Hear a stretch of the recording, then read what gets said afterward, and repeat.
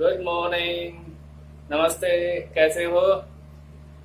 मिल रहे हैं आज फिर से नए सवेरे के साथ, नए जोश और विश्वास के साथ। आज हम बात करने जा रहे हैं एक नए टॉपिक के ऊपर जिसका नाम लिखा हुआ है प्रयत्न या यत्न। ये प्रयत्न किसके लिए किया जाए, क्यों किया जाए और इसका फायदा क्या है, वो सब बातें पूर्व कक्षा में हमने पढ़ा था। उच्चारण स्थान, उच्चारण स्थानों से जिन जिन वर्णों का उच्चारण हो रहा है उन वर्णों के उच्चारण के लिए जो प्रयास किया जाए, जो यत्न किया जाए, जो कोशिश की जाए, और कोशिश भी साधारण नहीं असाधारण विशेष, उसे प्रयत्न कहते हैं। तो एक लाइन में समझिए इसको, प्रकृष्टो यत्नः प्रयत्नः।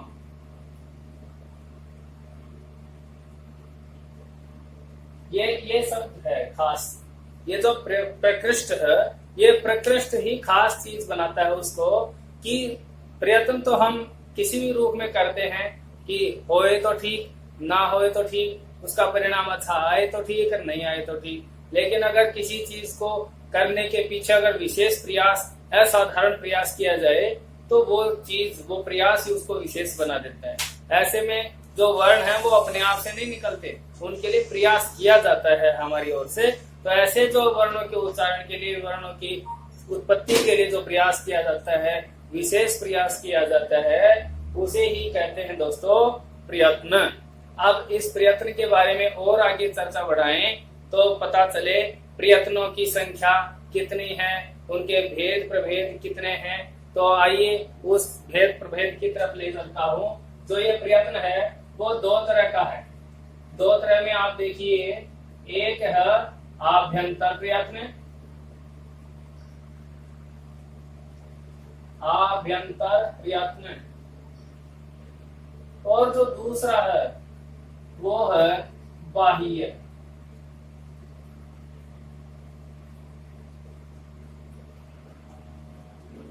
यानी कि दो प्रयत्न हो गए किसी भी चीज के, आंतरिक और बाह्य। तो आंतरिक और बाह्य को हम समझेंगे अलग अलग। पहले इनकी संख्या यहाँ पे देख लेते हैं। जो आभ्यंतर प्रयत्न है वो संख्या में 5 है, यानी कि पंच, ठीक है। और बाह्य प्रयत्न जो है वो है संख्या में 11, यानी कि 10। अब सिंपल सा प्रश्न इस तरह से पूछा जा सकता है परीक्षा की दृष्टि से कि बताइए जो प्रयत्न हैं वो कितने प्रकार के हैं। तो प्रकार पूछे तो 2 हो गए, आभ्यंतर और बाह्य।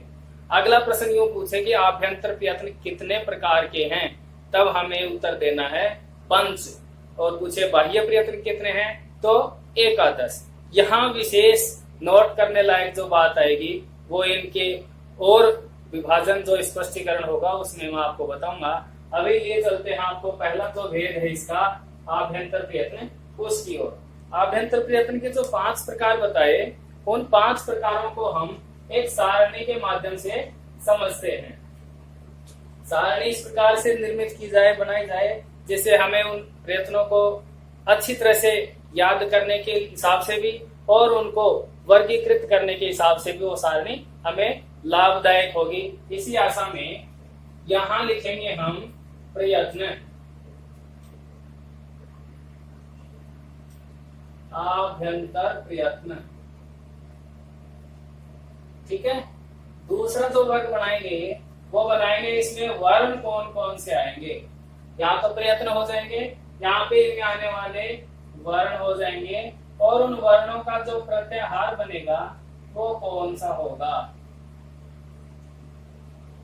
प्रत्याहार मतलब ये जो वर्ण होंगे वो कौन से प्रत्याहार में आएंगे, ठीक है। फिर जो वर्ण होंगे उनकी संज्ञा क्या होगी, जो वर्ण होंगे उनकी कोई ना कोई संज्ञा होगी, वो होगा। अब संज्ञा के बाद में इनको, जो वर्ण अभ्यंतर प्रयत्न के तहत आ रहे हैं, उन वर्णों को और उस प्रयत्न को भी हम एक सूत्र के माध्यम से समझें। यानी कि हमारा काम एक ट्रिक के माध्यम से छोटे रूप में सबके सामने आए, वैसा प्रयास रहेगा। तो उसके लिए हम यहाँ पे लिखेंगे सूत्रम। ठीक है दोस्तों, और सूत्र को भी हमने यहाँ पे रखा है, यानी कि इस तरह से हम सारणी का निर्माण करेंगे। हमें जो जो चीजें चाहिए वो सारी हमारे सामने होंगी। ठीक है, अब सबसे पहले आभ्यंतर प्रयत्न जो 5 थे, उन 5 आभ्यंतर प्रयत्नों को क्रमशः देख लेते हैं एक एक करके। तो पहला जो प्रयत्न है वो है स्पृष्टम। पहला प्रयत्न कौन सा हुआ? स्पृष्टम। अब देखने वाली बात जो है वो ये है कि इस स्पृष्ट प्रयत्न के तहत वर्ण कौन कौन से आएंगे। तो वो वर्ण है क से लेकर म तक, क से म तक के वर्ण जो होंगे उनका प्रयत्न स्पृष्ट होगा। ये देख लो। फिर अब जो बात हो रही है क से म तक के, तो वो वर्ण कौन से प्रत्याहार के अंतर्गत आते हैं? तो प्रत्याहार यहाँ पे कोई निश्चित नहीं है। अब आगे बढ़े, क से म तक के वर्णों को क्या कहा जाता है, क्या संज्ञा दी जाती है? तो उनको हमने कहा था स्पर्श। स्पर्श वर्ण कहा था कैसे म तक के 25 वर्णों को। ये संख्या में 25 है, ये बात भी लिख देते हैं। पूर्व में हमने जो उच्चारण स्थान पढ़े वहां पे बात की थी, जो स्पर्श वर्ण थे वो 25 थे कैसे म तक के, यानी 5 वर्गों के 5-5 के हिसाब से 25 वर्ण कैसे म तक। और उनकी संख्या क्या हुई? स्पर्श, इसलिए ये वर्ण हो गए स्पर्शहा।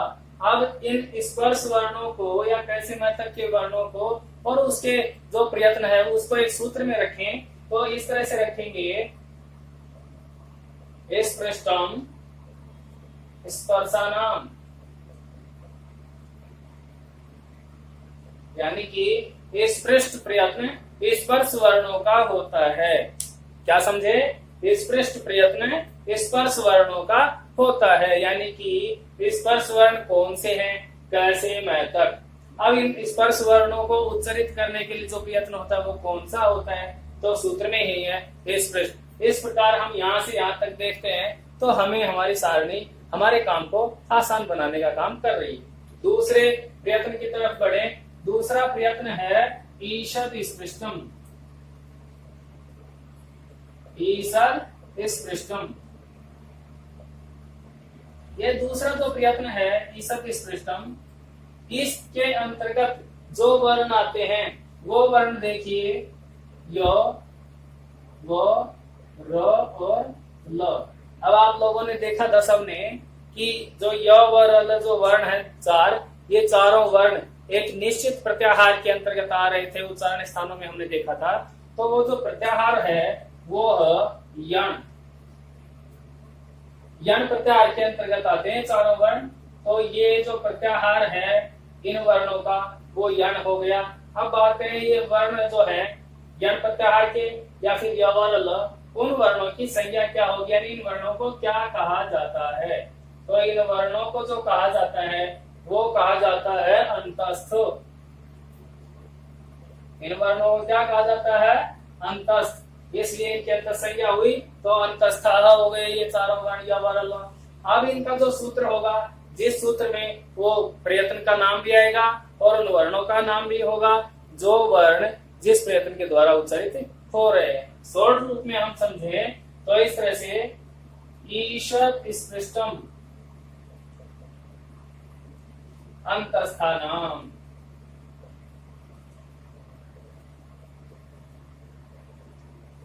ईषद स्पृष्टम अंतस्थानाम, यानी कि जो अंतस्थ वर्ण है उनका जो प्रयत्न है उच्चारण का वो ईषद स्पृष्ट होगा। अब यहाँ थोड़ा सा देखने वाली बात है, यहाँ स्पृष्ट है, यहाँ ईषद स्पृष्ट है। स्पृष्ट का मतलब होता है छूना या स्पर्श करना, यानी कि जो प्राणवायु है हमारी वो उन वर्णों के उच्चारण के दौरान हमारे शरीर के अंतर्गत जो जो उच्चारण स्थान है उनका जितना स्पर्श करती है तो वो पूर्णतया स्पर्श करती है, तो वो स्पृष्ट प्रयत्न हो गए। और अगर वो हवा थोड़ी कम स्पर्श कर रही है तो वो ईषद स्पृष्ट। ईषद का मतलब होता है थोड़ा कम या थोड़ा, तो थोड़ा स्पर्श करे तब ईषद स्पृष्ट और पूर्णतः स्पर्श कर रही है वो प्राणवायु स्थानों को तो ईषद स्पृष्ट। ऐसे स्पर्श वर्णों का स्पृष्टम और अंतस्थ वर्णों का ईषद स्पृष्टम ये प्रयत्न हुए।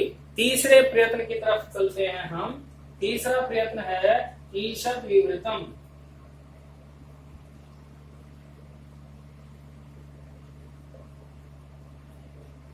ईषद विवृतम।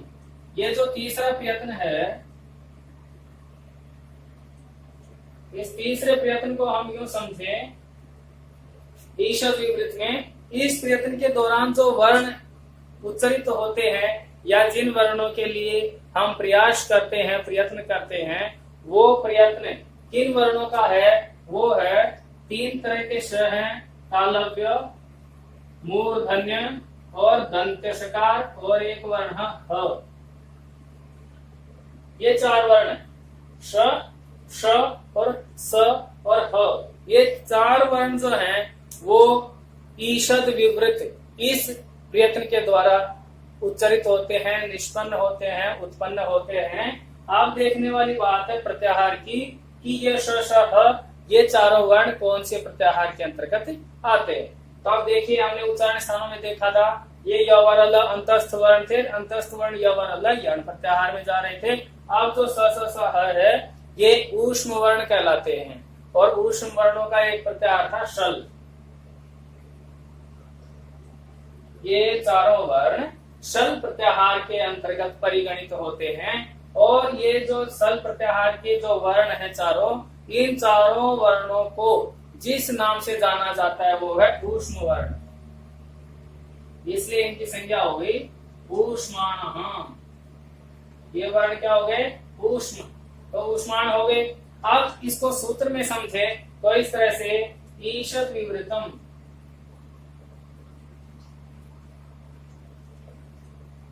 ईषद विवृतम ऊष्माणाम,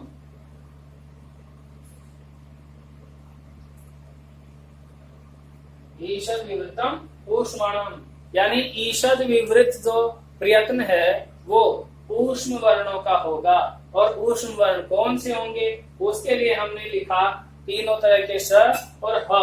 फिर इनको जो प्रत्याहार बनता है वो शल, वो भी हमने लिखा है। यानी कि यहाँ पे सारी बातें हो रही हैं, प्रयत्न का भी पता चल रहा है, उस प्रयत्न के वर्णों का भी पता चल रहा है और उस प्रयत्न के द्वारा जो वर्ण आए उन वर्णों को किस प्रत्याहार में परिगणित कर रहे हैं वो भी बात आई है। और उन वर्णों की जो संज्ञा होगी या उनको क्या कहा जाता है वो भी हमारे सामने है। और एक तरह से उनको सबको एक जगह समाहित किया जाए सूत्र में, तो सूत्र भी हमारे सामने है। इससे बेटर मैं नहीं समझता कि कोई तरीका हो सकता है आप और हमें अपन समझने के लिए, तो इसे ठीक से समझिए और आगे बढ़ते हैं। जो चौथा 4 नंबर का है, चौथे क्रमांक का जो है उच्चारण का प्रयत्न, वर्णों का प्रयत्न, उसका नाम है विवृतम। यहाँ ईषद विवृतम था यानी थोड़ा सा, ठीक है, और यहाँ पे पूरा। अब थोड़ा सा और पूरा क्या, इस पे बात करते हैं। ईषद का मतलब थोड़ा है दोनों जगह, यहाँ पे जो विवृत का मतलब है वो विवृत का मतलब है खुला होना। विवृत का मतलब खुला होना, विवार, विवार मतलब बिल की तरह, जैसे बिल का मुंह खुला होता है वैसे हमारा मुंह खुला हो। तो ऐसे जो प्रयत्न हैं जिनसे द्वारा जिनके उच्चारण में हमारा मुंह खुला होता है उनका उच्चारण प्रयत्न विवृत होता है। जहाँ थोड़ा कम खुलता है वो ईषद विवृत है, जहाँ ज्यादा खुलता है, पूरी तरह से खुलता है, वो विवृत है। तो ये जो विवृत उच्चारण का प्रयत्न है वो कौन सा है, कौन से वर्णों का है, वो हम देखते हैं। तो ये जो विवृत है वो सभी जो स्वर हैं उन सभी स्वरों का है। यानी कि इस विवृत प्रयत्न के द्वारा कौन से शब्द निष्पन्न होते हैं, उत्पन्न होते हैं, तो वो है सभी स्वर। और सभी स्वरों को हमने उन माहेश्वरी सूत्र और उच्चारण स्थानों के तहत देखा कि एक प्रत्याहार में आ जाते हैं और उस प्रत्याहार का नाम है अच। क्या नाम है? अच। इस अच प्रत्याहार के अंतर्गत सभी वर्ण आ जाते हैं और इन सभी वर्णों का या सभी स्वर वर्णों का, अच वर्णों का जो प्रयत्न है उसका नाम है विवृतम। अब आगे बढ़ो कि इन अचों को या अच वर्णों को हमने क्या कहा था, तो वहां पे सूत्र लिखा था अचः स्वरः, यानी कि जो अच वर्ण है, अच प्रत्याहार के अंतर्गत आते हैं, उन सभी वर्णों को हम स्वर कहते हैं। तो इनकी संख्या क्या हो गई? स्वर। तो ये सारे वर्ण हो गए स्वरः, ठीक है। अब इनको हम एक सूत्र में अगर बांधने की कोशिश करें तो वो सूत्र होगा विवृतम विवृतम स्वराणाम।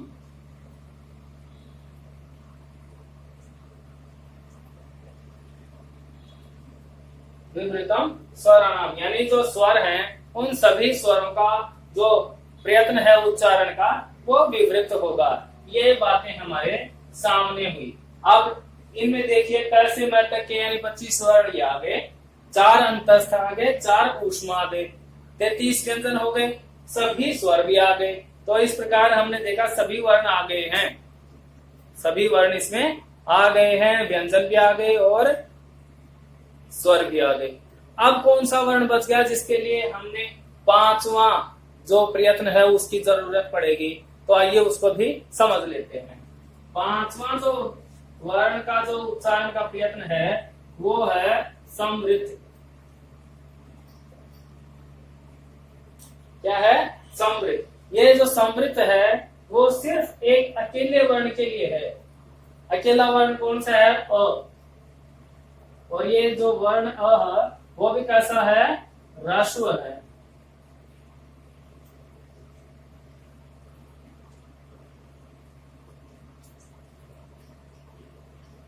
ह्रस्व अ। ठीक है दोस्तों, ह्रस्व अ यानी अह्रस्व है। तो ये तो सभी स्वरों में भी आ गया, फिर इसकी क्या जरूरत पड़ी? तो इसको भी और स्पष्ट करेंगे हम। ये जो अ है ह्रस्व, ये प्रयोग दशा में होता है।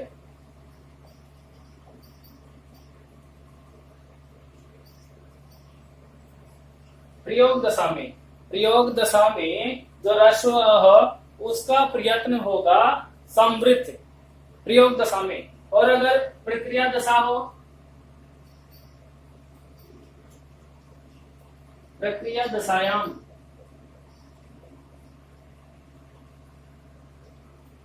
प्रक्रिया दशायाम तो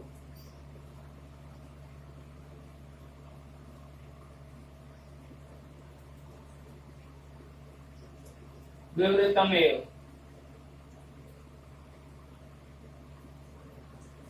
यानी कि ह्रस्व अ का प्रयोग दशा में तो प्रयत्न होता है समृद्ध। प्रयोग दशा हो तब तो समृद्ध होगा, लेकिन अगर प्रक्रिया दशा है तब विवृत होगा। यानी विवृत कहाँ है? यहाँ पे। अगर प्रक्रिया दशा में वो अ का प्रयोग हो रहा है, अ का वहां पे स्थान निश्चित किया जा रहा है, तब तो वो सभी स्वरों में आएगा और उसका जो प्रयत्न होगा वो विवृत होगा। लेकिन अगर प्रयोग दशा में है तब वो ह्रस्व अ का जो प्रयत्न होगा वो समृद्ध होगा। अब यहाँ पे दो बातें हैं, एक तो प्रक्रिया दशा और दूसरी प्रयोग दशा। इन दोनों ही दशाओं को हम समझे तो मैं बात करूं प्रयोग दशा की। पहले प्रयोग दशा वह अवस्था होती है जो कि किसी वर्ण की मूल अवस्था होती है। यानी कि हम बात करें हिंदी की, तो हिंदी में जो शब्द होते हैं वो किसी बिना संस्कृत व्याकरण के प्रक्रिया के होते हैं। जैसे किसी का हम नाम लेते हैं जिन्हें हम प्रातिपदिक शब्द भी कह सकते हैं, तो जो मूल शब्द होता है, मूल अवस्था का जो शब्द होता है, अगर उसमें अ हो अंत में, तो वो अंत में जो अ होगा वो प्रयोग दशा का होगा। वो जो अह्रस्व होगा वो समृद्ध प्रयत्न के द्वारा उच्चारित होगा। ठीक है। अगर उसी हिंदी के मूल शब्द को हम संस्कृत की प्रक्रिया द्वारा संधि विच्छेद प्रत्यय आदेश उपसर्ग इत्यादि द्वारा निष्पन्न करते हैं और अंत में हमें जो शब्द मिलता है उसके आकार को देखें तो वह अ जो होगा वो प्रक्रियागत दशा का होगा। ऐसी स्थिति में उसका जो उच्चारण का प्रयत्न होगा वो विवृत होगा। यानी वो संस्कृत के व्याकरण के सहित प्रक्रिया से गुजरा है, तब जाकर के उस अ का वहां पे विधान हुआ है, तब उसका जो उच्चारण का प्रयत्न होगा वो विवृत होगा। ऐसे में वो एक उदाहरण द्वारा समझ लें हम, जैसे राम, श्याम या मोहन। होल्ड करो अपने आप को।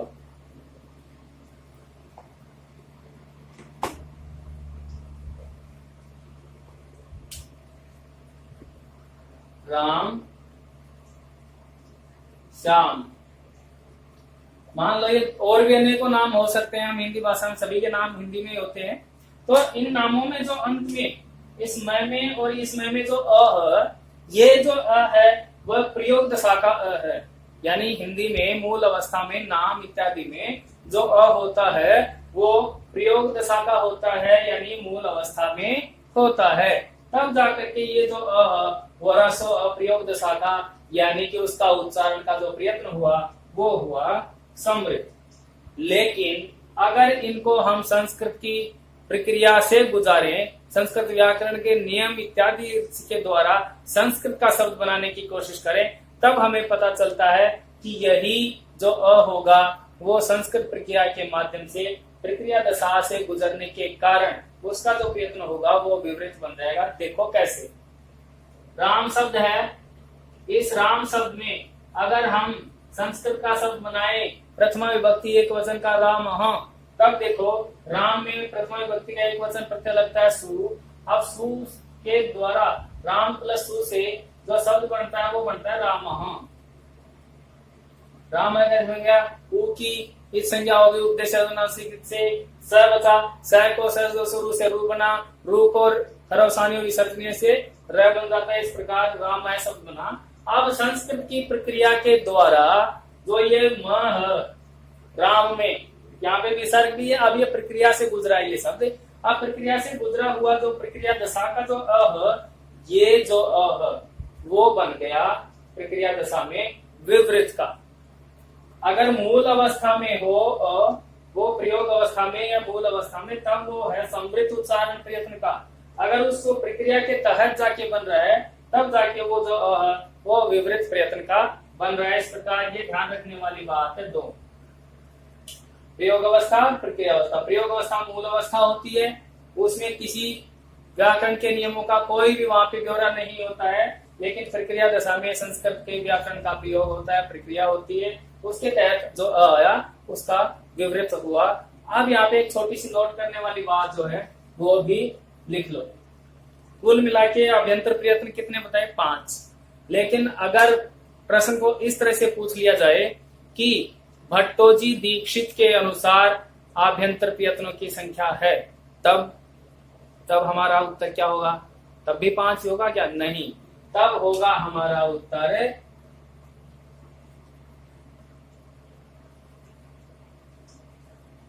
भट्टोजी दीक्षित,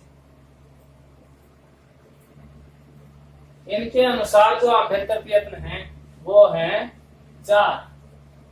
ठीक है, नॉर्मल पूछे कि आभ्यंतर प्रयत्न कितने हैं तो 5, लेकिन अगर नाम दिया जाए भट्टोजी दीक्षित का, तब आभ्यंतर प्रयत्न बताओगे आप 4। और भट्टोजी दीक्षित का नाम ना दे करके सिद्धांत कौमुदी दे,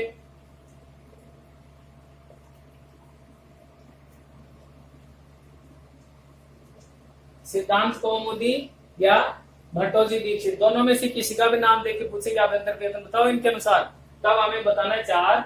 और इन 4 में से 5 है, 4 में कौन से आ गए, कौन सा एक नहीं आया? तो वो जो ये ईषद विवृत है, इस ईषद विवृत को ये नहीं मानते हैं।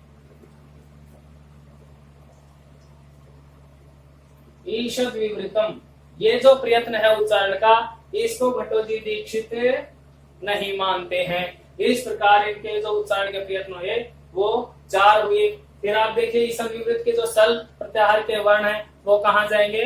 उनको इन्होंने इस विवृत प्रत्याहार के जो विवृत जो है, विवृत सभी स्वर वाला, इन सभी स्वरों में ही इनको परिगणित कर लिया है, काउंट कर लिया है, यानी विवृत प्रयत्न के द्वारा ही इनका भी उच्चारण या सहयोग मान लिया गया है। इस प्रकार देखिए ईषद विवृत नहीं होने से ये जो प्रयत्न है वो होते हैं हमारे सामने 4।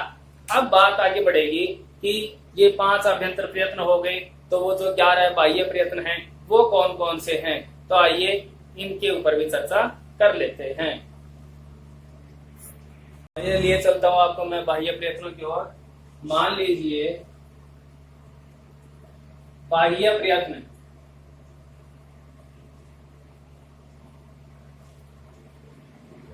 ये बाह्य प्रयत्न है, ठीक है। ये बाह्य प्रयत्न नाम का एक व्यक्ति विशेष है, इसका परिवार है, और ये जो है व्यक्ति, इस परिवार में 11 हैं सदस्य। ये जो व्यक्ति है इसके बेटे हैं 11 या 11 सदस्य हैं, 11 बेटे हैं। अब ये जो 11 बेटे हैं उनका नाम उल्लेख मैं करते हुए लिख जा रहा हूं। तो देखिए 11 बच्चे इनके कौन कौन से हैं। पहला है विवार, दूसरा है संवार, तीसरा है श्वास, चौथा है नाद, फिर है अघोष और फिर है घोष, फिर है अल्प प्राण, फिर है महाप्राण, फिर है उदात्त, फिर है अनुदात्त और फिर है स्वरित। इस प्रकार से देखो कि ये जो बाह्य प्रयत्न नाम का व्यक्ति था, ये मुखिया जब तक इसकी चलती थी परिवार में, तब तक ये सारे भाई बंधु संयुक्त परिवार में थे, एक जगह थे। लेकिन जैसे ये बुजुर्ग हुआ, सभी भाइयों ने अपने आप को बड़ा हुआ समझा या बड़े हो गए ऐसा फील कराया, तब जाकर के इनको लगा कि हमें अपने अपनी स्थिति से अपने अपने अंदाज में जीना चाहिए। तो ये अलगाववाद की स्थिति पे पहुंच गए और फिर इन्होंने जिस जिस भाई के विचारों के साथ इनकी सहमति थी उन भाइयों के साथ इन्होंने बॉन्डिंग की, यानी उनको अपने अंदर अपने साथ मिलाने की कोशिश की। तो कौन सा भाई किसके साथ जाके मिल रहा है, किस 3-3 के जोड़े में बना करके देख रहे हैं, किन किन भाइयों की बॉन्डिंग हुई है वो देखते हैं। ये एकमात्र तरीका ही है एक डायग्राम बनाने का, बाकी ऐसी कोई कहानी है नहीं, ये कहानी गढ़ी हुई है। तो देखो जो 1 नंबर का है इनको नंबर दे देते हैं, सबसे बड़ा है विवाद, फिर स्वाद, फिर श्वास। इस तरह से नाम देने से, नंबर देने से हमारा काम आसान हो जाएगा। 10 और 11 हम कंफ्यूज भी नहीं है कि कितने, अब संख्या भी पूरी 11 हो गई, यानी 11 सदस्य आ गए हमारे सामने, नाम भी आ गए। अब कौन कौन व्यक्ति किसके साथ साथ सहमति कर रहा है, किसके साथ बॉन्डिंग कर रहा है वो देख लीजिए। हम लौकिक व्यवहार में देखते हैं कोई भी जो भाई होते हैं, सगे भाई क्यों ना हो, वो अपने जस्ट पास वाला जो मकान होगा भाई का ही होए, उससे संपर्क ना करे, किसी दूसरे पड़ोसियों के साथ संपर्क साधने की कोशिश करता है। ऐसी ही स्थिति यहाँ पे है। यह विवाद पड़ोसी, जस्ट पड़ोसी संवाद के साथ संवाद ना करके अगले के साथ विचार वार्ता करता है, तो इसका संबंध यहाँ श्वास से और इसके साथ ही इस बीच वाले को फिर छोड़ करके एक और आगे वाले पे पहुंच गया, यानी कि बीच में इसको छोड़ा, फिर इसके पास आ गया, इसको ले लिया अपने लपेटे में, फिर एक और को छोड़ के फिर आगे वाले को, यानी इन 3 भाइयों की बॉन्डिंग एक साथ हुई है। अब चलते हैं दूसरे परिवार की तरफ। फिर इस 2 नंबर वाले का भी यही हाल हुआ। ये 2 नंबर वाला ना तो इसके साथ जाना चाहेगा ना इसके साथ, क्योंकि इन्होंने इसको नहीं मिलाया तो ये भी नहीं मिलाएगा अपने आप में। तो इसका जो हुआ वो इसके साथ हुआ। अब इसको थोड़ा सा देख लेते हैं अलग कलर के द्वारा, ताकि हमें आसानी हो जाए। संवार का नाद के साथ, और इस नाद में भी एक और जो बच गया है घोष, यानी कि 3 भाई पहले अपनी बॉन्डिंग बना चुके हैं, अब 3 भाई दूसरे अपने बॉन्डिंग को तैयार कर रहे हैं। अब देखो आप बच गए कितने, 1 2 3 4 और 5। अब यहाँ पे भी ये जो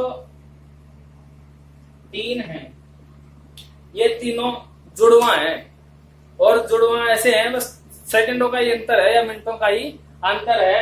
इस तरह से ये पहले आ गया, फिर इसके बाद ये स्वरित सबसे छोटा हो गया।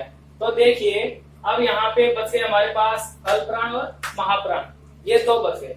ये अल्प प्राण वाला बिल्कुल कमजोर काया का व्यक्ति है, और महाप्राण है जो ज्यादा मोटा है, ये पतला सा है और ये मोटा है।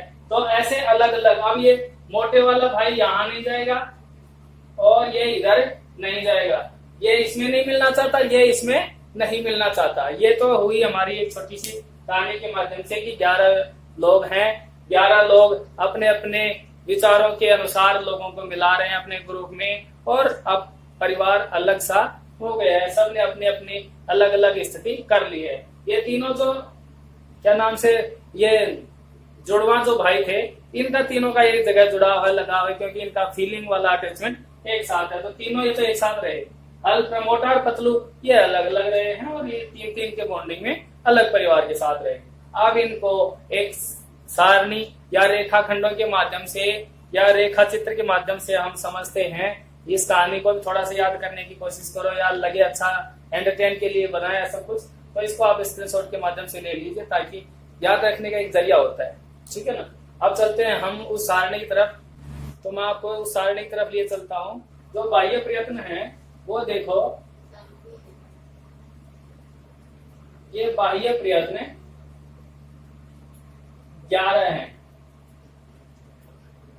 संख्या में 11 है, और 11 बाह्य प्रयत्न अलग अलग बताए। उससे पहले मैं ये बात करूं कि बाह्य प्रयत्न किसे कहते हैं, तो ये समझिए, हमने अभ्यंतर प्रयत्न में बात की थी कि प्राण वायु जो फेफड़े या नाभि से अपनी ऊर्जा को या संचरित होती है, जो प्राण वायु का संचरण शुरू होता है, उस प्रयत्न को आभ्यंतर प्रयत्न कहा जाता है, यानी वर्णों की उत्पत्ति से पूर्व की स्थिति। अब जो बाह्य प्रयत्न आ रहा है वो वर्णों के उत्पत्ति के लगभग साथ ही, या वर्णों की उत्पत्ति हो रही उसी दौरान जो हमारे प्रयत्न मुख के अंदर तक हो चुके हैं, या मुख के जो उच्चारण स्थान है उनके द्वारा जो प्रयत्न होने वाले हैं अभी, उनको हम बाह्य प्रयत्न कहते हैं। यानी कि प्राण वायु जो शुरुआत कर चुकी थी वो आभ्यंतर प्रयत्न था, लेकिन अब वही प्राण वायु अपने अपने उच्चारण स्थानों को छूती हुई अक्षरों का या वर्णों का उच्चारण कर रही है, आवाज देने का काम कर रही है, वो जो प्रयत्न होगा वो बाह्य प्रयत्न होगा। तो ऐसी स्थिति में हम उन बाह्य प्रयत्नों को पढ़ेंगे जो संख्या में 11 हैं, और उन बाह्य प्रयत्नों से कौन कौन से वर्ण उच्चारित होते हैं उनको भी हम देखने वाले हैं। तो चलिए बाह्य प्रयत्नों की ओर चलते हैं। जो पहला जो ग्रुप बनाया था आपने देखा उसमें डायग्राम में, वो 3 जो प्रयत्न थे उनका 3 जो भाई थे वो एक एक साथ आए। तो पहले जो 3 भाई आए थे उनको लेते हैं एक साथ। पहला था दीवार, फिर है श्वास, और फिर था अघोष।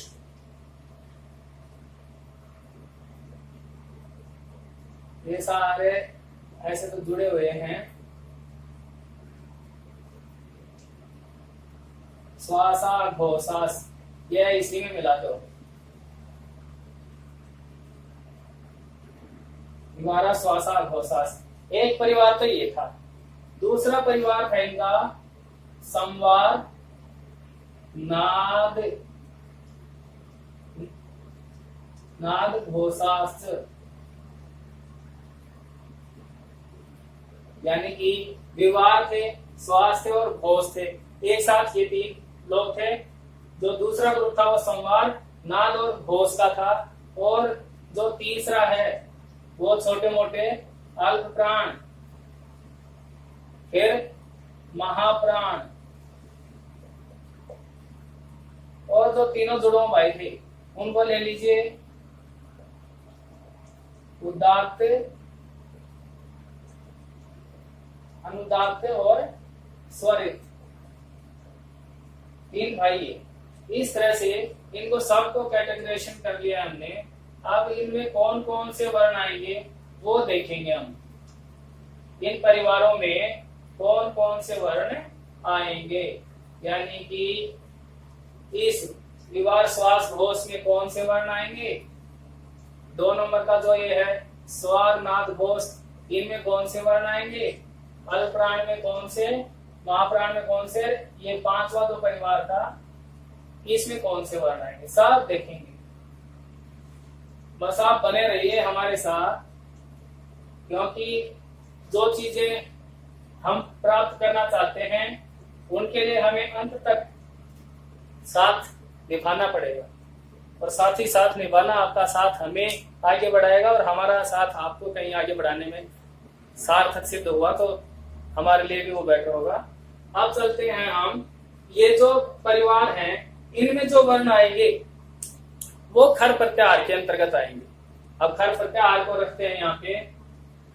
इस खर प्रत्याहार के जो वर्ण हैं वो इस ग्रुप में आएंगे, यानी ये जो उच्चारण के प्रयत्न है 3, विवार, श्वास और अघोष, ये तीनों प्रयत्नों से एक ही तरह के वर्णों का प्रयत्न होता है, उच्चारण होता है। तो मैं थोड़ी सी स्पष्ट करूं यहाँ पे स्थिति कि इन तीनों के द्वारा जो वर्ण निष्पन्न होते हैं, उत्पन्न होते हैं, देखना वो इनके द्वारा नहीं होंगे, यानी इनके द्वारा जो उच्चरित हो रहे हैं वो वर्ण यहाँ पे नहीं आएंगे। जिन वर्णों का उच्चारण इन प्रयत्नों के द्वारा हो रहा है वो वर्ण यहाँ पे नहीं आएंगे, यानी इधर वाले वर्ण इधर ही रहेंगे, इनके अलावा जो बच गए वो यहाँ आएंगे। ठीक है, अल्प प्राण में जो वर्ण आ जाएंगे, यानी अल्प प्राण प्रयत्न द्वारा जो वर्ण उच्चरित होते हैं, उत्पन्न होते हैं, उनका प्रयत्न फिर महाप्राण नहीं होगा, यहाँ वर्ण दूसरे ही होंगे। और जो उदात्त अनुदात्त स्वरित है, इनको तो मैंने कहा जुड़वा है, इनकी तो सोच ही एक जैसी है, तो इनके द्वारा जो पैदा होने वाले, उत्पन्न होने वाले जो वर्ण है वो भी एक जैसे होंगे। यानी कि यहाँ पे तो पहले लिख देता हूं मैं सभी स्वर।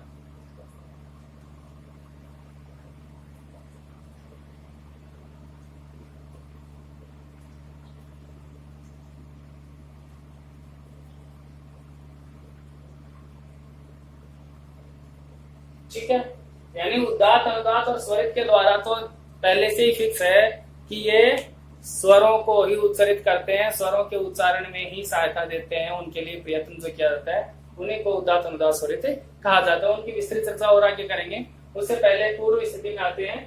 तो यहाँ जो तीन प्रयत्न है, बाह्य प्रयत्न, उन तीनों को एक परिवार में रखा है। कारण ये था कि आप एक एक जो है 11 हैं और एक एक को याद करने लगोगे कि विवार में कौन से जो विचार वर्ण हैं वो उत्पन्न होते हैं, स्वर से कौन से हैं, श्वास से कौन से, नाद से कौन से हैं। ऐसे अगर एक एक उच्चारण के प्रयत्न के वर्णों को याद करने बैठे तो मेरे हिसाब से हम बहुत ज्यादा संकट में आ जाएंगे और कंफ्यूजन की स्थिति में होंगे। उस कंफ्यूजन को दूर करने के लिए ही हमने इस तरह से तैयार किया है कि इनको एक परिवार में रखा जाए और इनके द्वारा जो वर्ण उच्चरित हो रहे हैं, जो प्रयत्न किया जा रहा है, वो वर्ण फिर एक ही जगह या एक ही परिवार में आ जाएंगे। इसीलिए वो थोड़ी सी स्टोरी सी कहानी का सहारा लिया था हमने। तो यहाँ पे देखिए, विवार, श्वास और अघोष, इन तीनों ही उच्चारण के प्रयत्नों द्वारा एक ही तरह के वर्णों का उच्चारण होता है या सहायता मिलती है। तो वो जो वर्ण है वो वर्ण खर प्रत्याहार के अंतर्गत आते हैं। अब खर प्रत्याहार के अंतर्गत जो वर्ण आते हैं, हमने प्रत्याहारों की बात करी, उच्चारण स्थानों की बात करी, माहेश्वरी सूत्रों की बात करी, वहां पे सब कुछ आया था। खर प्रत्याहार में जो वर्ण आते हैं वो वर्गों के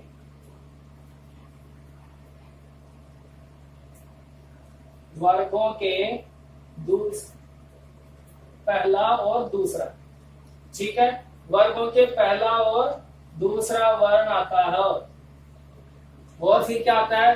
तीनों तरह के शब्द,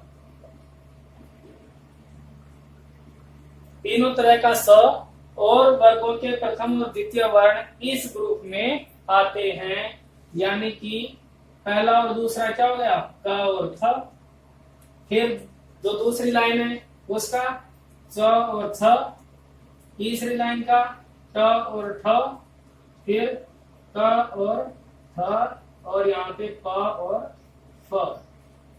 अब देखिए आप यहाँ पे वर्गों के पहला और दूसरा वर्ण, तो वर्ग जो है 5 है, क वर्ग, च वर्ग, ट वर्ग, त वर्ग और प वर्ग।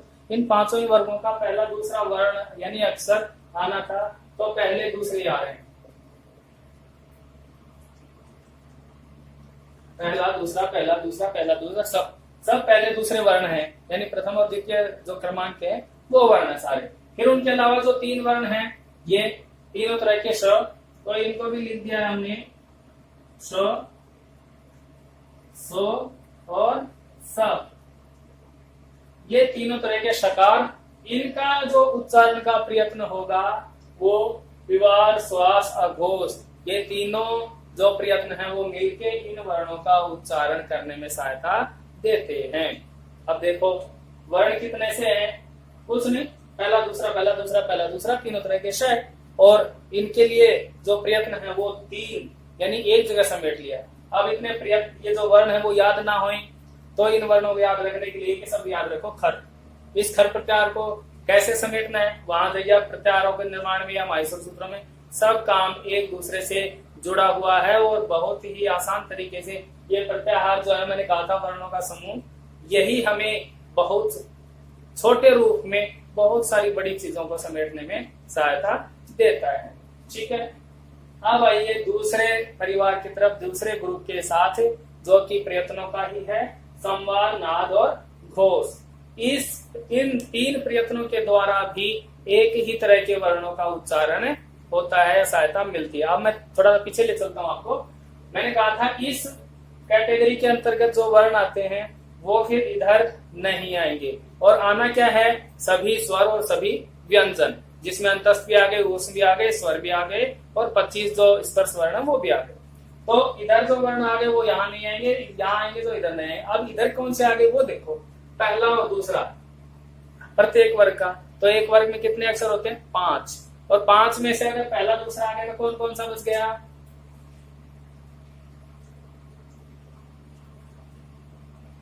बच गए अब 3, 4 और 5 नंबर के। 5 वर्ण होते हैं, पहला दूसरा इस ग्रुप में आ गया, तो बचे हुए इधर तीसरा चौथा पांचवा इस ग्रुप में आ गए। 5 वर्ण इस तरह से, तीसरा चौथा पांचवा ये वर्ण हो गए। और जो अंतस्थ और ऊष्म जो थे, उनमें से देखिए आप यहाँ पे 3 तरह के श आ गए। तो इस ऊष्म में से कौन सा बचा, अकेला एक वर्ण बचा था ह, तो पहले तो उस ह को लो, ठीक है ना, यहीं पे ले लेते हैं, ये है को ले लिया हमने। ठीक है, इस है के बाद ये है तो इनकी कैटेगरी का था, यहाँ नहीं आया तो एक तो यहाँ आ गया। फिर ऊष्म आ गए तो कौन से वर्ण बच गए, और अंतस्थ, अंतस्थ को भी गिन लो यहाँ पे, फिर य, व, र और ल, य, व, र। इन 4 वर्णों के अलावा भी जो और वर्ण आते हैं वो देखना है हमें 3, 4 और 5 नंबर के वर्ण। ठीक है, ये वर्ण मिल गए हमें। अब देखना है इधर इस ग्रुप में कहीं भी स्वर नहीं आया है, कहीं भी स्वर नहीं आया, इधर स्वर नहीं आया तो स्वर फिर यहाँ आएंगे। तो पहले नीचे लिख देता हूं सभी, यानी कि स्वर यहाँ, मैंने कहा था सभी स्वर और व्यंजन इन दोनों में ऐसे ऐसे करके आएंगे। ठीक है, तो स्वर यहाँ नहीं आए तो यहाँ आ गए, जो वर्ण यहाँ आ गए वो इधर नहीं आए, वो उससे अलग आ गए। जो सर था वो इधर आ गया, तो इनका एक जो वर्ण बचा रहा वो यहाँ आ गया, और इधर अंतस्थ नहीं था तो अंतस्थ यहाँ आ गया। पूरा कोटा पूरा करना है, ठीक है ना। तो सभी स्वर आ गए यहाँ पे। अब आओ जो वर्ण है ये, इनको लिखते हैं। तीसरा नंबर का ग, चौथा घ और 5वां ल, ऐसे ही सभी वर्गों के ले लो। ज, झ, य, ड, ढ और न, द, ध और न, ब, भ और म। तो देखा हमने सभी तीसरा चौथा पांचवा, तीसरा चौथा पांचवा, तीसरा चौथा पांचवा, यानी नंबर 3, 4 और 5 के वर्ण 5 वर्गों की 1, 2, 3, 4 कवर्ग, चवर्ग, टवर्ग, तवर्ग और तुल्तवर्ग 5 वर्गों के 3, 4, 5 नंबर के आ गए। और ये ह ऊष्म वर्णों का सहयोगी आ गया, और ये चारों वर्ण अंतस्थ आ गए। तो अंतस्थ भी हो गए, बचे भी आ गए, स्वर इधर नहीं आए तो स्वर इधर आ गए। ये जो दूसरे नंबर का परिवार था, इसके वर्ण ये हो गए 3, 4, 5 सभी स्वर, और ह और य वर्ण यानी अंतस्थ वर्ण, ये इसके द्वारा परिगणित होते हैं या उच्चारित होते हैं। अब इन वर्णों को जैसे यहाँ पे खर नाम दिया था, ऐसे इन सभी वर्णों को जिसमें स्वर वर्ण सब आ जाएंगे, इन सभी वर्णों को नाम देते हैं हम हस,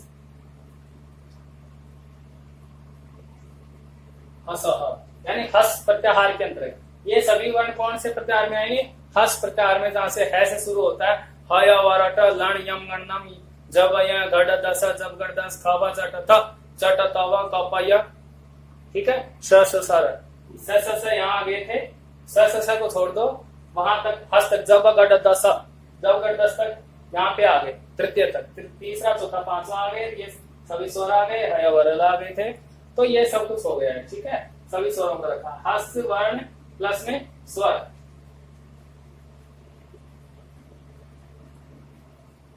अब आइए अल्प प्राण। अल्प प्राण में वो वर्ण आते हैं जिनका जो उच्चारण है, उच्चारण करते वक्त जो प्राण वायु है वो थोड़ी सी कम प्रेशर में आती है। यानी कि जो वायु का दबाव होता है स्वर तंत्री पे या उच्चारण स्थानों पे हवा को बाहर फेंकने का जो प्रेशर होता है वो कम होता है, तब होता है उनका प्रयत्न अल्प प्राण। और अगर वो प्रेशर जो प्राणवायु का होता है वो स्वर तंत्रियों पे तेज हो, जिसे हमारी यहाँ बोलते वक्त नसें तन जाती हैं, उस तरह का हो तो वो जो प्रयत्न होगा वो महाप्राण होगा। और उनको देखने वाली बात यहाँ पे हम देखेंगे।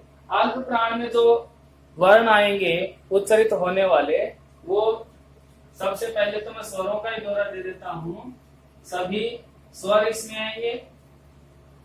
सभी स्वरों के अलावा जो वर्ण होंगे इसमें वो होंगे पहला, तीसरा और पांचवा। पहला, तीसरा और पांचवा। पहला, तीसरा, पांचवा कौन है? वर्गों के वर्ण वो है ये तीन। पहला, तीसरा और पांचवा जो वर्ण हैं वो वर्गों के वर्ण हैं। और ये जो वर्गों के वर्ण हैं वो अल्प प्राण के दौरान आएंगे। उनके अलावा सभी स्वर, इनका उच्चारण का जो प्रयत्न होगा वो अल्प प्राण होगा। अब देख लीजिए इनमें पहला, तीसरा, पांचवे में, यानी कि क, ग, अंग, ठीक है, च, ज और य, ट, ड, ण, त, द और न, प, ब, म। पांचों वर्गों के पहला, तीसरा, पांचवा ये वर्ण हो गए। और बाकी के प्लस में आ गए सभी स्वर। सभी स्वरों का पहले, तीसरे, पांचवे का इनका उच्चारण जो वृद्धि होगा वो अल्प प्राण हुआ। अब बताओ, इधर वाला था वो इधर नहीं है, इधर वाला था वो इधर नहीं है। ऐसे ही जो यहाँ है वर्ण अब इधर नहीं जाएंगे, इनके अलावा जो बच गए वो वर्ण यहाँ आएंगे। तो ऐसी स्थिति में वर्गों के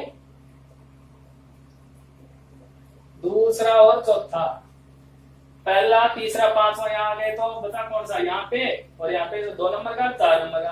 तो दूसरा और चौथा जो वर्ण है वो महाप्राण के अंतर्गत आएगा। चूंकि स्वर यहाँ आ गए हैं तो स्वरों का उच्चारण यहाँ पे नहीं होगा, ठीक है।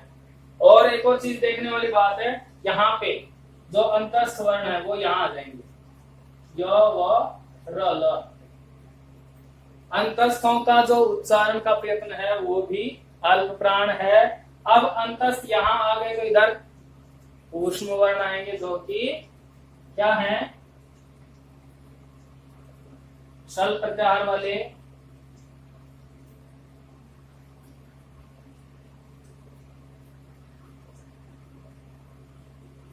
ये चारों वर्ण जो ऊष्म वर्ण है वो महाप्राण में जाएंगे। और जो यण प्रत्याहार के या जिनको अंतस्थ कहते हैं वो अल्प प्राण में रहेंगे। तो इनके जो दूसरे और चौथे हैं वो देख लीजिए, ख और घ। अगर हम प्रैक्टिकल करके भी देखें तो ख और घ के उच्चारण के दौरान हमें देखो हवा को निकालते वक्त कितना कंपन करना पड़ता है या जोर लगाना पड़ता है, प्रेशर से दबाव पड़ता है। ख, घ। इस प्रकार महाप्राण जो प्रयत्न है उस वर्णों का, उस प्रयत्न के द्वारा ऐसे वर्णों का उच्चारण होता है जिनमें हवा प्रेशर से निकाली जाती है, बहुत ज्यादा प्रेशर लगता है, इसलिए महाप्राण बोला। और वो वर्ण प्रत्येक वर्ग का दूसरा और चौथा वर्ण और श, श, श, ह और स, जिनको ऊष्माण कहते हैं। तो ख और घ हो गए, फिर छ और झ, फिर थ और ढ, फिर थ और ध, फ और भ। इस प्रकार देखो अक्षर हमारे पास बहुत कम है, कम अक्षरों में वर्णों में ही हमारा काम हो जा रहा है, लेकिन हमें लोड लेने की जरूरत नहीं है, टेंशन लेने की जरूरत नहीं है, क्योंकि टेंशन से कोई भी काम आसान नहीं होता है। कोई भी काम ट्रिक से और तरीके से समझ करके अगर किया जाए तो वो आसानी से समझ में आता है। और मुझे नहीं लगता है कि इतना आसान तरीका कि पहला, तीसरा, पांचवा वर्ण आ गई, सीधी सीधी सिंपल सी बात है। और य और ल ये रख दिया और सभी स्वर रख दिए। अब इनको भी ऐसे देख के बता रहे हैं कि एक ग्रुप में जो वर्ण आ गए वो दूसरे में नहीं आएंगे, यानी जो इधर एक साइड में आ गए उनके अलावा जो बचे हुए वर्ण वो ही आएंगे। इसमें भी कौन से वर्ण रह गए, कौन से, कैसे पता चले, हमें देखना है कि क से लेकर जो मैं तक हैं वो उनका कोटा पूर्ति होए, दोनों का मिला के दो ग्रुप में मिला करके, कि जो इधर आ गए वो इधर नहीं आए तो इधर आ जाएंगे। फिर अंतस्थ और उष्ण, एक वर्ग में अंतस्थ चले गए तो दूसरे में उष्ण आएंगे, एक में उष्ण चले गए तो दूसरे में अंतस्थ आएंगे। ऐसी स्थिति में हमने यहाँ पे भी देखा स यहाँ आ गए थे, इस ग्रुप का एक बच गया तो यहाँ ले लिया, बाकी जो अंतस्थ बच गए वो आ गए और सभी स्वर आ गए। यहाँ स्वर नहीं आए थे चूंकि, अब सभी स्वर यहाँ आ गए तो स्वर यहाँ नहीं आएंगे क्योंकि ये भी दोनों एक जैसे जुड़े हुए। पहला तीसरा पांचवा यहाँ आ गए तो बचे हुए कौन से थे, दूसरा चौथा, तो दूसरा चौथा यहाँ ले लिया। यानी कि हमें देख के चलना है, समझ के चलना है, जो एक साइड में आ गया वो दूसरी साइड में नहीं आएगा, बचे हुए दूसरी साइड में आएंगे। तो ये उष्ण वर्ण और जो जिनको चार वर्ण बोला जाता है वो आ गए। उदात्त अनुदात्त स्वर की बात सबसे पहले की थी हमने कि इसके दौरान तो सभी वर्ण आते हैं, कौन से, स्वर वर्ण, जिनको अच वर्ण कहते हैं, जिनकी संज्ञा है स्वराह। इसलिए उदात्त अनुदात्त स्वरित मैं यूं कहूं कि ये उच्चारण प्रयत्न के साथ साथ ही स्वरों के एक तरह से प्रकार भी हैं, तो सटीक रहेगा, सही रहेगा। अब मैं आपको थोड़ा सा यहाँ पे, ज्यादा तो कुछ नहीं है, उदात्त अनुदात्त स्वरित जो है इसको थोड़ा सा डिफाइन करने की कोशिश करूंगा, प्रयास करूंगा कि ये है क्या। इधर ही कोने में रख लेते हैं इनको, कि ये जो थे इनमें सभी स्वर आ गए, बस इतनी बात याद रखनी है। सभी स्वरों का जो प्रयत्न है वो उदात्त अनुदात्त स्वरित है। अब इसके अलावा जो उदात्त तो क्या है और अनुदात्त क्या है, स्वरित क्या है, उसकी बात आएगी। लेकिन एक बात जो पहले है वो देख लो कि स्वरों का इन तीन के अलावा भी कोई उच्चारण का प्रयत्न है क्या। तो देखो ही मैं ढूंढो कहीं, हाँ है ना, एक तो ये वाला परिवार है और एक ये वाला परिवार। आइए उदात्त अनुदात्त की बात करते हैं।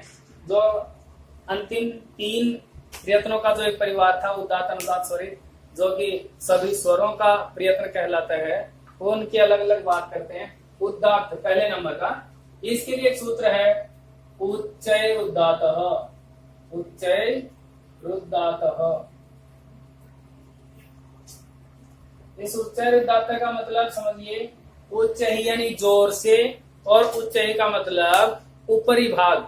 ऊपरी भाग का मतलब जो वर्ण जिस उच्चारण स्थान के ऊपरी भाग से उच्चरित हों और उच्चारण के दौरान उस हमारे मुख की, हवा की जो तीव्रता है, गति है, वो जोर से हो, तेज हो, यानी जिन वर्णों का उच्चारण जोर से किया जाए और उच्चारण स्थानों के ऊपरी भाग से किया जाए, ऐसे वर्णों के लिए जो प्रयत्न किया जा रहा है वो प्रयत्न उदात्त श्रेणी का होगा, यानी कि वह उदात्त प्रयत्न होगा।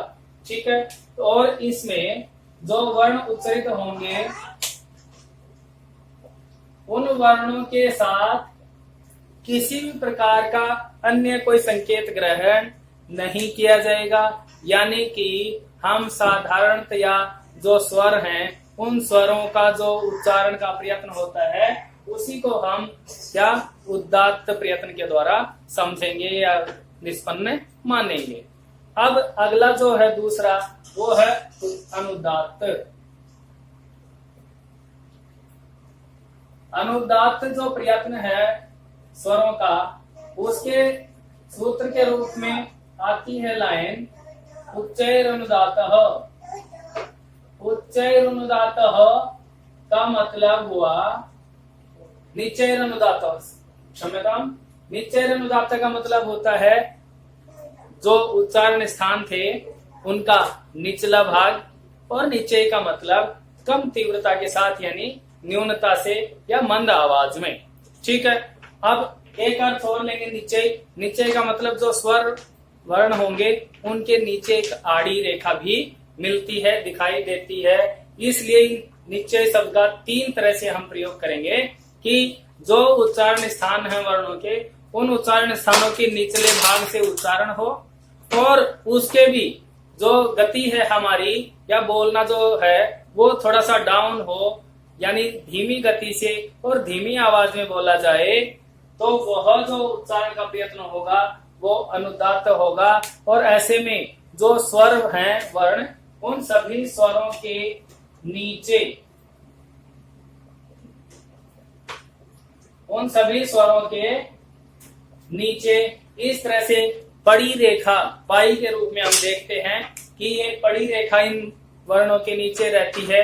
इसका संकेत हमें यहाँ पे मिलता है। ये संकेत देखते ही हमें पता चल जाए कि इन वर्णों का जो उच्चारण का प्रयत्न होगा वो अनुदात्त होगा, यानी कि निश्चय अनुदात्त सूत्र के हिसाब से उच्चारण स्थानों का निचला भाग, वर्णों के नीचे पड़ी रेखा, और नीचे का मतलब कम तेज आवाज में, यानी कि वहां जोर से बोला जा रहा था, या मंद गति से या मंदता से न्यून आवाज में बोला जाएगा, तो वो होगा अनुदात्त प्रयत्न।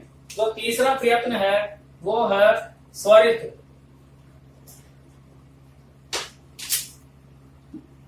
स्वरित प्रयत्न ऐसा है जो कि समान रूप से किया जाए, यानी कि ऐसे वर्ण जिनका उच्चारण करते वक्त ना तो ज्यादा जोर से बोला जाए, ना कम तेज गति से बोला जाए, या फिर ना तो उच्चारण स्थानों के ऊपरी भाग से ना ही निचले भाग से, यानी कि उदात्त और अनुदात्त इन दोनों ही प्रयत्नों के जो गुण धर्म हैं उनके मेल वाला, इनके मेल वाला, संयोग वाला जो प्रयत्न है वो स्वरित है। इसीलिए सूत्र में इसका नाम आया है समाहार स्वरितः।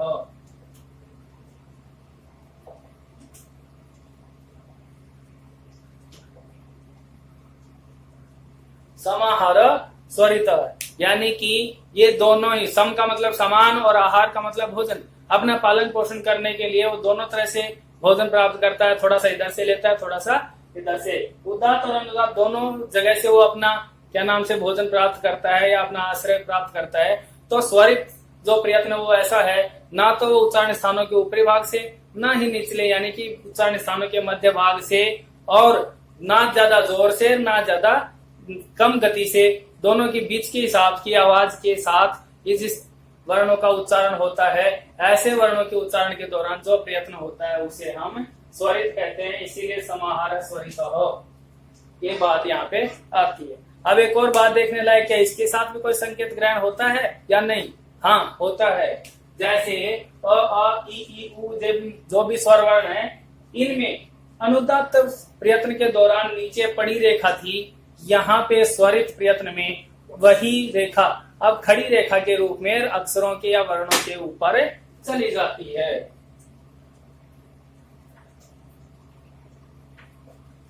ये जो वर्ण है अ, ई, उ, री इत्यादि जितने भी स्वर हैं, उन स्वर वर्णों के ऊपर अगर खड़ी रेखा के रूप में हमें कोई लाइन दिखाई दे, तो मान लेना कि वो जो वर्ण है वो स्वरित प्रयत्न के दौरान या स्वरित प्रयत्न से निष्पन्न या उत्पन्न वर्ण हैं। उनका जो प्रयत्न कोई पूछे कि ऐसे वर्ण दे दिया जाए, बताए, पूछे एतेषां वर्णानां प्रयत्नः कह, तब हम उसका उत्तर देंगे स्वरितः प्रयत्नः।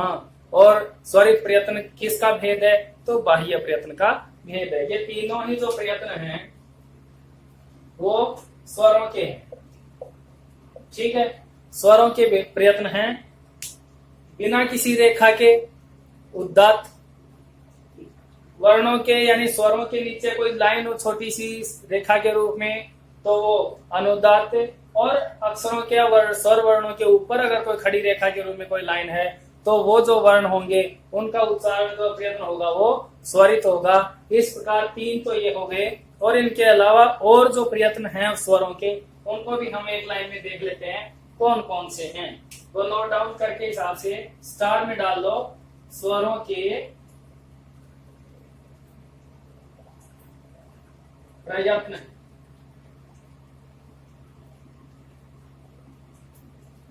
स्वर वर्ण जितने भी, उन स्वरों के कौन कौन से प्रयत्न हैं वो देखो। और ये जो प्रयत्न बता रहे हैं हम बाह्य प्रयत्न बता रहे हैं। वहां अभ्यंतर प्रयत्नों में हमने स्वरों को विवृत प्रयत्न के दौरान देखा था, सबको एक जगह। यहाँ पे हम अलग अलग प्रयत्नों के द्वारा स्वरों को समझ रहे हैं। जो बाह्य प्रयत्न है स्वरों के वो देखो, संवाद, नाद और घोष। एक परिवार के तो ये 3 सदस्य थे, 3 उच्चारण प्रयत्न तो ये। एक था अल्प प्राण,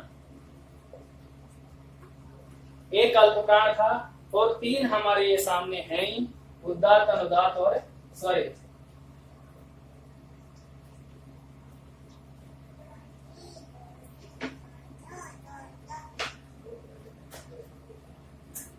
उदात्त, अनुदात्त और स्वरित।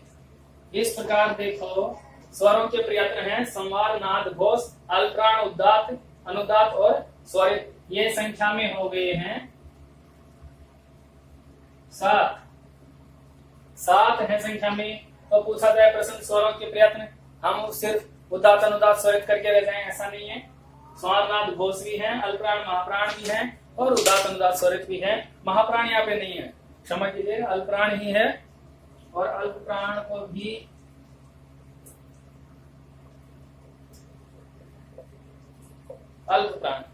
अल्पप्राण ही है। तो इस प्रकार 7 जो उच्चारण के प्रयत्न हैं वो इस प्रकार से देखे हमने स्वरों के। अब जो हमारे द्वारा पठित सामग्री है, अब तक जो हमने क्लास में पढ़ा है, उसके हिसाब से कुछ एक प्रश्न द्वारा हम अपने इस ज्ञान को या अनुभव को थोड़ा सा जांच लेते हैं। तो आइए प्रश्नमाला की ओर ले चलता हूँ आप। आइए दोस्तों प्रश्नों की तरफ बढ़ते हैं हम। पहला प्रश्न है प्रयत्नः कतिधा, यानी कि जो प्रयत्न है वर्णों के उच्चारण के दौरान किए जाने वाले प्रयत्न वो कितने प्रकार के हैं।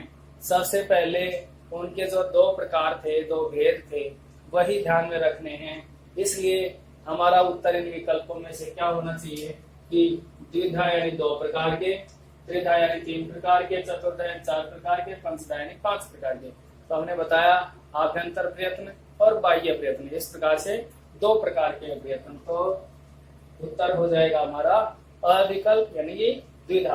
अगला प्रश्न है आभ्यंतर प्रयत्न कति प्रकार का है, यानी जो आभ्यंतर प्रयत्न है वो कितने प्रकार का है। हमने बात की थी चर्चा के दौरान, आभ्यंतर प्रयत्न 5 प्रकार का है, और 5 प्रकारों में अगर विशेष रूप से देखा जाए, एक नोट कराई थी बात कि अगर भट्टोजी दीक्षित का वहां पे उल्लेख हो तो अलग बात होगी कि 4 हो जाएंगे, अन्यथा 5 ही होंगे आभ्यंतर प्रयत्न। तो आभ्यंतर प्रयत्नों के नाम भी वहां पे आपको बताए थे, उनके अंतर्गत आने वाले वर्णों की संख्या भी बताई थी, वर्णों के बारे में बात की थी, सारी बातें। अब उनके आधार पे यहाँ विकल्पों पे विचार कीजिए कि या तो आभ्यंतर प्रयत्न 2 हैं, द्वि, त्रि यानी कि 3 हैं, चतुर यानी कि 4 हैं, या फिर पंच यानी 5 हैं। कितने प्रकार के हैं? तो आभ्यंतर प्रयत्न के प्रकार कितने थे?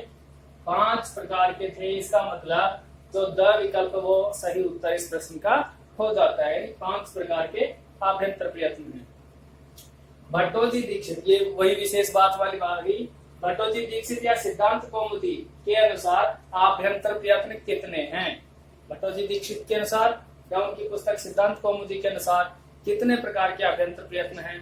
तो बात होती है वहां पे 4 की, क्योंकि उन्होंने ईशत विवृत को प्रयत्नों की श्रेणी में नहीं माना था। इस प्रकार 4 ही उनके अनुसार प्रयत्न है। तो 2 यानी 2, त्रय 3, चत्वार 4 और पंच यानी 5। तो 4 वाला जो विकल्प है 100 वो इस प्रश्न का सही उत्तर हो जाएगा। अगला प्रश्न है स्पर्शा नाम कह प्रत्यय। स्पर्शा नाम कह प्रयत्न यानी स्पर्श वर्ण जो थे क से लेकर म तक, उनका जो प्रयत्न होगा वो कौन सा होगा। तो वहां पे बात आई थी स्पृष्टम स्पर्शा नाम, यानी स्पृष्ट प्रयत्न जो है वो स्पर्श वर्णों का है। तो विकल्प देखिए ईशत स्पृष्टम, ईशत विवृतम, विवृतम और स्पृष्टम, यानी स्पर्शों का जो प्रयत्न होगा वो स्पृष्ट होगा, यानी द विकल्प हमारा सही उत्तर के तौर पे यहाँ पे होगा। अगला प्रश्न है अंतस्था नाम प्रयत्न कह। जो अंतस्थ वर्ण बताए थे उन अंतस्थ वर्णों का, अंतस्थ वर्णों में य व र ल, इन चारों वर्णों का जो प्रयत्न है उच्चारण के दौरान होने वाला वो प्रयत्न कौन सा था। बात हुई थी अंतस्था नाम ईशत स्पृष्टम। तो यहाँ पे देखिए विकल्प स्पृष्टम, संवृतम, महाप्राण या ईशत स्पृष्टम। तो अंतस्थ वर्णों का जो उत्तर है प्रयत्न के तौर पे वो है ईशत स्पृष्टम, यानी द विकल्प सही है हमारा। अगला प्रश्न है ईशत विवृतम केसाम प्रयत्न, यानी कि जो ईषद विवृत जो प्रयत्न है वो किन वर्णों का होना चाहिए। ईषद विवृत बात हुई थी सल प्रत्याहार के वर्ण, ऊष्माण वर्ण जिनकी संज्ञा थी, और कहा था ईषद विवृतम ऊष्माणाम, यानी कि ऊष्म वर्ण कौन से हैं, 3 तरह के, श और ह। तो प्रश्न है ईषद विवृत किन का प्रयत्न है, तो वो है अंतस्थानाम, स्पर्शानाम, स्वरानाम या फिर ऊष्माणाम। तो विकल्प द है और इस द विकल्प में है ऊष्माणाम, ये सही विकल्प है, सही उत्तर है। इस प्रकार हमारे इन 6 प्रश्नों के उत्तर हमने देखे। और प्रश्न आगे देखते हैं, आप इसका चाहें तो स्क्रीनशॉट लें। तो और देख लेते हैं प्रश्नों को। अगला प्रश्न है विवृतम के साम प्रयत्न, जो विवृत प्रयत्न है वो किन वर्णों का होना चाहिए। विवृत का सूत्र आया था वहां पे विवृतम स्वराणाम, यानी कि जो विवृत प्रयत्न है वो स्वर वर्णों का होना चाहिए, यानी होगा। ठीक है, तो विकल्पों में देखिए अंतस्थानाम अंतस्थ वर्णों का, स्वराणाम स्वर वर्णों का, स्पर्शानाम स्पर्श वर्णों का, और ऊष्माणाम यानी ऊष्म वर्णों का जो सल प्रत्याहार के हैं। अब बताइए विवृत केशाम प्रयत्न, किन का प्रयत्न होना चाहिए। तो हमारा उत्तर हो जाता है स्वराणाम, यानी ब विकल्प इस प्रश्न का सही उत्तर होगा। अगला प्रश्न है आभ्यंतर प्रयत्न नास्ति, यानी कि जो विकल्पों में दे रखे हैं उन विकल्पों में हमें देखना है कि कौन सा आभ्यंतर प्रयत्न नहीं है, यानी कि 3 तो आभ्यंतर प्रयत्न होंगे और 1 आभ्यंतर प्रयत्न नहीं होगा।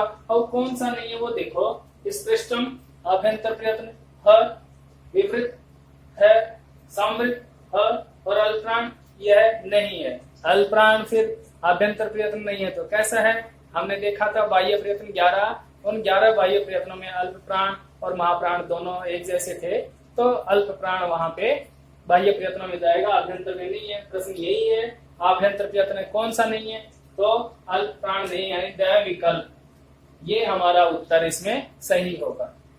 अगला प्रश्न है बाह्य प्रयत्न नास्ति। अब इन 4 विकल्पों में से ये बताना है कि बाह्य प्रयत्न कौन सा नहीं। पहले पूछा आभ्यंतर प्रयत्न कौन सा नहीं है, अब पूछा है बाह्य प्रयत्न कौन सा नहीं है। तो अल्प प्राण, महाप्राण, उदात्त और समृद्ध, ये 4 विकल्प हमारे सामने हैं। इन चारों विकल्पों में से बताना है हमें कि कौन सा बाह्य प्रयत्न नहीं है। अल्प प्राण भी है, महाप्राण भी है, उदात्त और उदात्त स्वर उनकी बात होती है तो यह भी है, और जो समृद्ध है वो पता चले अल्प प्राण की कैटेगरी में आया था तो यहाँ पे अल्प प्राण में चला जाएगा, इसका मतलब यह नहीं है। तो समृद्ध जो है वो अल्प, जो बाह्य प्रयत्न नहीं है, इसका मतलब अल्प प्राण जो समृद्ध है वो आभ्यंतर का है। तो हमारा उत्तर ये समृद्ध यहाँ पे नहीं के रूप में हो जाएगा उत्तर। अगला प्रश्न उदात्त अनुदात्त स्वरितस्य, उदात्त अनुदात्त स्वरितस्य केषाम प्रयत्न, यानी किन वर्णों का प्रयत्न है। ये जो 3 प्रयत्न उदात्त अनुदात्त और स्वरित, ये किन वर्णों के प्रयत्न है, यहाँ प्रयत्न से प्रयत्न। ठीक है, तो किन वर्णों का प्रयत्न है, सारे तीनों मिला करके। बाह्य प्रयत्न हमने 11 पढ़े थे, उनको तीनों को उदात्त अनुदात्त और स्वरित तीनों को हमने एक बॉक्स में रखा था, एक परिवार में रखा था, और उनसे ये बताया था कि सिर्फ और सिर्फ स्वरों का ही उच्चारण करने में, स्वरों का उच्चारण करने में ही इन तीनों प्रयत्नों का प्रयोग होता है, या ये इस तरह के प्रयत्न किए जाते हैं। तो विकल्प देखिए, स्पर्शानाम यानी स्पर्श वर्णों का, अंतस्थानाम यानी अंतस्थ वर्णों का, स्वराणाम यानी स्वरों का, या सर्वेशाम यानी सभी का। क्या उदात्त अनुदात्त और स्वरित सभी वर्णों के प्रयत्न हैं, या फिर स्वरों के, या फिर अंतस्थों के, या तो स्पर्शों के। तो बात हुई वो उसके हिसाब से ये जो उदात्त अनुदात्त है केवल और केवल सभी प्रकार के जो स्वर हैं उन स्वरों का है, तो स्वरानाम यहाँ पे हमारा जो विकल्प 6 में है वो उत्तर सही होगा। अगला प्रश्न है ह्रस्व अ प्रक्रिया दशायां मन्यते, जो ह्रस्व अ वो प्रक्रिया दशा में तो क्या माना जाता है और प्रयोग दशा में क्या माना जाता है। जब हमारे प्रयत्न आए थे उन प्रयत्नों में आभ्यंतर प्रयत्नों का जो अंतिम भेद था समृद्ध, वहां पे हमने देखा था नीचे नोट डाउन करके कि अ जो था ह्रस्व अ वो प्रक्रिया दशा में तो क्या माना जा रहा था और प्रयोग दशा में क्या। तो हम विकल्पों पे चलते हैं पहले कि जो ह्रस्व अ प्रक्रिया दशा में, इस प्रक्रिया दशा में क्या माना जाना चाहिए, समृद्ध माना चाहिए, विवृत, ईषद विवृत या स्पृष्टम।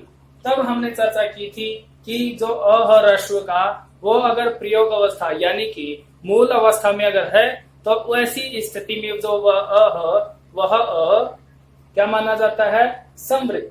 और अगर वो संस्कृत की व्याकरण के नियमानुसार प्रक्रिया के दौरान निर्मित शब्द में आता है तो वो प्रक्रिया दशा में माना जाएगा। प्रक्रिया दशा में अगर माना जाता है तो वह स्वरों में परिगणित होता है और पता चला सभी स्वरों का जो उच्चारण का प्रयत्न माना था हमने अभ्यंतरों में, वो माना है विवृत को। इस प्रकार वह विकल्प यानी कि विवृतम हमारा सही उत्तर यहाँ पे होगा। अगला प्रश्न, अंतिम प्रश्न आपका, ह्रस्व अ प्रयोग दशा में, प्रयोग दशायाम मन्यते यानी प्रयोग दशा में जो है ह्रस्व वह क्या माना जाता है, जो मूल अवस्था है प्रयोग अवस्था उसमें जो अ वो क्या माना जाता है।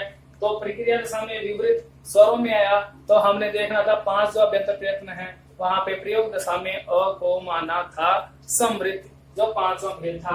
तो विकल्प हमारे पास समृद्ध, विवृत, स्पृष्टम और महाप्राण 4 विकल्प हैं। पहला ही जो विकल्प है समृद्धम, यही हमारे प्रश्न का सही उत्तर हो जाएगा।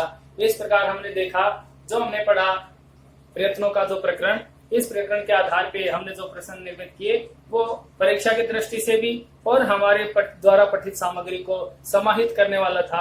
ऐसे ही प्रश्न और अनेकों प्रश्न बन सकते हैं। आप में भी वो कैपेसिटी डेवलप करनी पड़ेगी अपने आप में कि प्रश्न आप अपने आप से पूछें या जो मैटर था उसमें से प्रश्न बनाने की कैपेसिटी आए। इसी के साथ आप ये इसका स्क्रीनशॉट ले लीजिए और अगली क्लास में नए टॉपिक के साथ मिलते हैं। तब तक के लिए नमस्कार।